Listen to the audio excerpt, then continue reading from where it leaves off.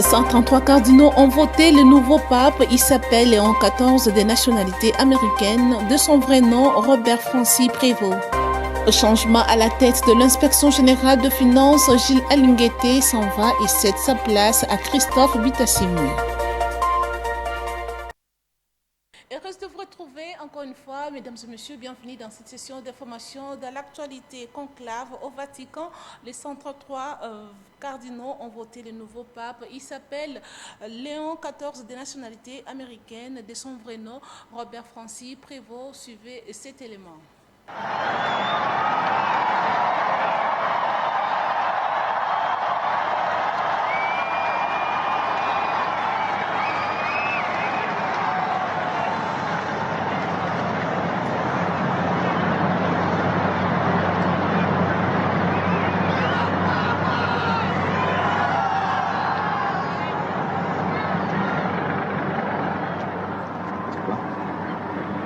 Annuncio vobis gaudium magnum.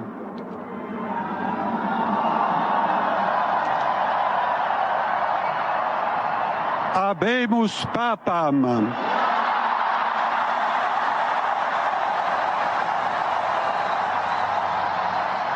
Eminentissimum ac reverendissimum Dominum.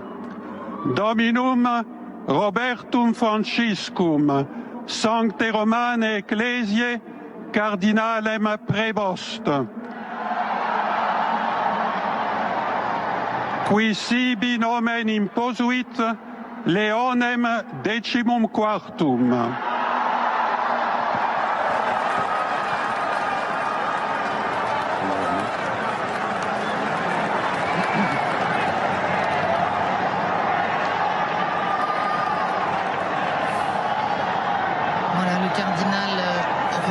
Francis Prévost, d'origine américaine, qui fut préfet du dicaster pour les évêques et qui est désormais le pape Léon XIV. Léon XIV.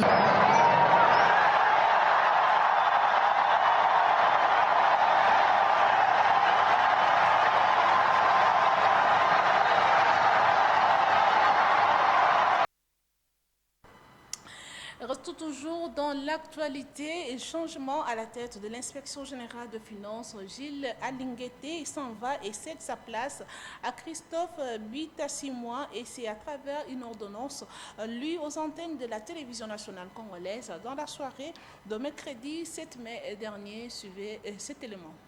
Est nommé inspecteur général des finances, chef de service de l'inspection générale des finances, SIGEF, Messieurs Bitassimou Bailly Christophe. Christophe Bitassimou Bailly, nouvel inspecteur général des finances qui remplace Gilles Alinguete Key, mis à la retraite selon une ordonnance présidentielle lue mercredi à la télévision nationale congolaise. Le nouveau promis était jusqu'à sa nomination inspecteur général des finances, chef des brigades des provinces et entités territoriales. Christophe Bitassimou Bailly est docteur et détenteur d'un diplôme d'études approfondies en économie et développement de l'Université catholique du Congo. Ce dernier a occupé plusieurs fonctions dans les administrations, entreprises et établissements publics. En effet, Gilles Alinguete s'en va et laisse derrière lui plusieurs innovations au sein des institutions financières congolaises à travers les services de contrôle appelés la patrouille financière qui a renfloué les caisses de l'État. C'est grâce à lui que les Congolais ont une idée réelle sur la débâcle du parc agro-industriel de Bukangalonzo.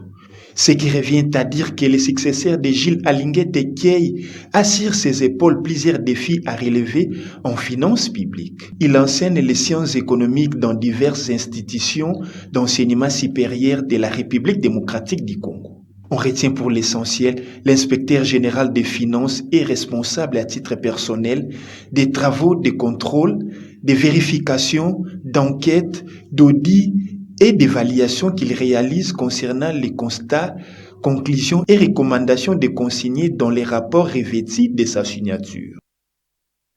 Direction la province de l'Ituri, les travaux abattus par l'administration de cette province en vue de la stabilisation de la situation sécuritaire est apprécié par la jeunesse de cette partie du pays. Les jeunes leaders de l'Ituri l'ont fait savoir mardi devant la presse, où ils ont également appelé les autorités à multiplier d'efforts afin de mettre hors d'état de nuire les ennemis de la paix dans cette province. Suivez ces détails. Dans une déclaration faite devant la presse ce mardi 6 mai, les jeunes leaders de l'Ituri ont vivement salué les efforts consentis par l'administration militaire en vue du rétablissement complet de la paix et de l'autorité de l'État en Ituri. Ce dernier en fit sujet l'attitude de certains fils égarés tendant à déstabiliser la quiétude observée actuellement en province. Les jeunes leaders restent et demeurent attachés et appuient sans embâche les efforts de paix que ne cesse de déployer le président de la République, Félix Antoine Tshisekedi Tshilombo. Les jeunes leaders saluent de l'occasion le travail titanesque qu'a le gouverneur militaire de l'Ituri, le lieutenant-général Luboya Kanchama Joni, dans la recherche de la paix, pacification et du développement de la province de l'Ituri, dont les résultats sont déjà palpables sur terrain. Pour pérenniser les acquis de paix, ces derniers formulent des recommandations auprès des autorités nationales et provinciales. Au vice-premier ministre, ministre de l'Intérieur, la suspension de toutes les activités du parti politique Union des Patriotes Congolais, UPC en sigle. Au ministre d'État, de la Justice et garde des Sceaux, l'instruction à l'auditeur général de FRDC d'engager des poursuites judiciaires contre M. Thomas Lubanga, président du parti politique IPC, et l'honorable Joka Balambi, pour leur participation active à la déstabilisation de la République à travers leur mouvement Convention pour la Révolution populaire. Rappelons que durant ce 4 ans de l'état des sièges, nombreuses entités dans les territoires d'Irumu, Djougou, Mambasa sont passées sous contrôle de FARDC grâce à l'approche militaire couplée aux non-militaires mise en place par le gouverneur de province. Dans un autre chapitre, la situation macroéconomique du pays reste stable malgré les pressions internes et externes. C'est ce qui ressort de la réunion du comité de conjoncture économique présidée par la première ministre Judith Souminois. Pour cette fin, suivez les comptes rendus faits par le vice-premier ministre en charge de l'économie nationale, Daniel Bukoko Samba. Ce dont nous avons spécialement parlé aujourd'hui, c'est justement d'essayer de rapprocher cette, on va dire, belle santé macroéconomique avec les conditions de vie de nos concitoyens. Parce que le cadre macroéconomique, il doit aussi se refléter dans les conditions dans lesquelles les citoyens congolais vivent effectivement. Et c'est la raison pour laquelle nous avons convenu, sous la présidence de son Excellence Madame la Première ministre, de mettre en place, on va appeler ça un compact de résilience pour que le plus rapidement possible, les détails seront connus la semaine prochaine, que nous ayons un paquet d'investissements qui permettent d'agir sur la situation spécifique de la ville de Kinshasa en termes de la lutte contre les embouteillages, de l'assainissement, et de la facilitation de la mobilité dans la ville, mais également en termes de la sécurité alimentaire pour l'ensemble du territoire national sur les produits agricoles prioritaires qui ont été déjà définis dans le plan national stratégique de développement, le PNSD, c'est-à-dire le maïs, c'est-à-dire le riz, c'est-à-dire les volailles, parce que comme vous le savez très bien, nous sommes aujourd'hui des gros importateurs de volailles, alors que c'est des biens que l'on peut produire localement. Les questions liées sur l'intervention humanitaire dans les zones occupées étaient au centre de la rencontre à Kinshasa entre le vice-premier ministre en charge de l'intérieur, sécurité, décentralisation et affaires coutumières et l'ambassadrice de la Belgique.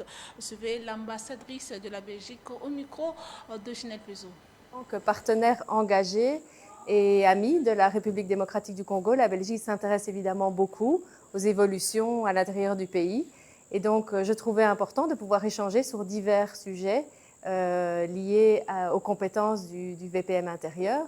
Donc, évidemment, ce sont les questions liées à la sécurité à l'intérieur du pays. Et vous savez qu'elles sont nombreuses. Nous avons échangé sur cette situation. Le VPM m'a informé aussi de ses priorités, de la façon dont il analyse la situation. On a parlé évidemment des efforts qui sont menés par le groupe des partenaires et des bailleurs pour essayer de définir avec nos partenaires du gouvernement les conditions de fonctionnement et d'opération de tous les partenaires humanitaires, développement et autres qui veulent fonctionner pour aider tous les Congolais, y compris les Congolais qui sont dans les zones occupées à l'est du pays. C'est extrêmement compliqué parce que c'est une zone qui est occupée par un mouvement sous sanction, mais en même temps, la population qui est là, elle n'a pas choisi de vivre dans une zone occupée et elle mérite autant notre aide et notre attention parce que ce sont aussi des Congolais comme les autres. Et donc, nous travaillons ensemble avec le gouvernement sous la guidance de la Première ministre et avec les ministres principalement concernés, donc évidemment le VPM intérieur qui a aussi la DG Migration sous sa responsabilité, pour voir ensemble comment on peut trouver des modalités pratiques qui permettent aux organisations de fonctionner et d'aider les Congolais dans toutes ces zones sans évidemment commettre des imprudences ou sans être inquiétés par le fait qu'on devrait intervenir dans des zones qui sont sous une occupation illégale. À la suite de la réunion préparatoire sur la fraude minière du 7 mai dernier, la commission instituée se réunit mercredi sous la présidence du vice-premier ministre en charge de l'Intérieur, Maître Jacques Méchabani. Je vous laisse suivre le compte-rendu avec le ministre de Mines, Kizito Pakabomba, au micro de Ginel Pezo, une fois de plus. Voilà, nous avons tenu une réunion pour la mise en place de la Commission nationale de lutte contre la fraude minière. Cette commission, maintenant, selon les instructions de son Excellence, Monsieur le Président de la République, chef de l'État, nous pouvons dire que cette commission a été mise en place, les membres ont été désignés, et donc maintenant nous passons dans une nouvelle phase qui est une phase d'opérationnalisation. Vous avez vu, nous nous sommes réunis avec le VPM intérieur, le VPM de la Défense, le ministre d'État également de la Justice, ainsi que les mines. Donc la volonté ici est de pouvoir faire, je dirais, la clarté sur ce qui se passe dans le secteur minier et mettre en place, là où il faut, les sanctions nécessaires et en même temps offrir un service aux miniers pour qu'ils puissent mener leurs opérations dans les meilleures des circonstances. Dans un autre chapitre, le président de la Commission électorale nationale indépendante, Denis Kadima, s'est entretenu avec une délégation d'ONU Femmes conduite par l'experte en processus électoraux et en inclusion dans les consultations électorales pour l'égalité de genre. Suivez cet élément de Ginel Pezo. Je suis là en ma qualité de spécialiste de la participation politique à ONU Femmes. Et je suis venue avec mes collègues représenter ONU Femmes, féliciter Monsieur le Président de la CENI pour ses efforts visant à améliorer l'inclusion des femmes aux processus électoraux. Donc nous avons réitéré en tant qu'agence des Nations Unies spécialisée dans la promotion et l'autonomisation des femmes, nous avons réitéré notre engagement à appuyer la CENI pendant tout le cycle électoral, parce que pour ONU Femmes, les élections ne sont pas juste un événement. Donc nous continuons notre collaboration avec la CENI. Donc, et c'était une occasion aussi de tracer les bases de la collaboration pour la prochaine période en vue de préparer le prochain cycle électoral. Et nous avons défini des priorités stratégiques pour cela. Pour moi, M. Denis Kadima n'est pas juste un interlocuteur. Je suis venue d'un pays où, dans ma expérience professionnelle passée, j'ai travaillé au PNUD Tunisie, au projet électoral, avant de rejoindre ONU Femmes depuis très longtemps, en 2011. Donc c'était lui qui avait mis la base de ce projet électoral en Tunisie. Pour moi, à titre personnel, mais aussi professionnel, M. Denis Kadima est une référence en matière d'élection et de respect des standards internationaux en termes d'inclusion de la femme aux processus électoraux. Aux célébrations de la journée mondiale des orphelins du sida, 7 mai, Nathalie Aziza Mounana, ministre des Affaires sociales, Actions humanitaires et Solidarité nationale, a commémoré cette journée avec les enfants de l'orphelinat des Sidéens dans la commune de Kassavoubou sous les thèmes Journée zéro discrimination 2025. Nous sommes solidaires. Suivez ce reportage.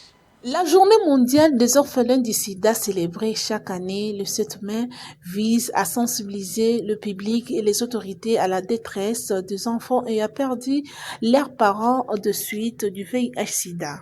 Chaque 15 secondes, le sida prive un enfant de l'un de ses parents. Chaque année, 1,6 million d'enfants à travers le monde deviennent orphelins à cause de cette maladie. À Kinshasa, dans la commune de Kassavoubou, la ministre des Affaires sociales, Actions humanitaires et Solidarité nationale, Nathalie Aziza Mounana, marque cette journée par un acte de résilience et de soutien envers les enfants affectés par le VIH-Sida en République démocratique du Congo et dans le monde entier. Placée sous les thèmes Journée zéro discrimination 2025, nous sommes solidaires. Cette célébration reflète l'engagement indéfectible de la ministre envers ces enfants qui représentent les bâtisseurs de l'avenir du pays. La souffrance de ces orphelins ne peut être ignorée. En tant que nation, il est de notre devoir de les entourer, de les offrir l'accès à la santé, à l'éducation et à des opportunités qui leur permettront de s'épanouir. Nous devons briser les chaînes de la discrimination en entraînant leur potentiel. Chaque geste peut faire une différence. Prenant la parole au nom des autres enfants, Pierre Katiebo, lui-même orphelin du sida, a exprimé sa gratitude envers la ministre pour ses gestes d'amour qui qualifie de dons du cœur. Fidèle à ses habitudes, Nathalie Aziza Mounana est arrivée le bras chargé de vivres et de biens essentiels afin de célébrer cette journée avec ceux qu'elle considère comme le futur bâtisseur de la nation. En politique, l'analyste Dani Kalala appelle la jeunesse à aimer la patrie et c'est au regard des attentes du pays. Il est au micro de Merdi Luzolo et Djibril Bakamba. Par rapport au principe de paix entre Kinshasa et Kigali, je dirais que la République démocratique du Congo doit continuer à garder un regard perçant sur toute exploitation suspecte de ces minéraux. Et aussi, nous pouvons utiliser cet accord comme un outil de contrôle contre tout État barbare qui oserait exploiter illégalement nos minéraux. La jeunesse congolaise aujourd'hui, elle est prête à jouer un rôle majeur pour le développement de son pays. La jeunesse, elle est prête à participer significativement au développement intégral de son pays.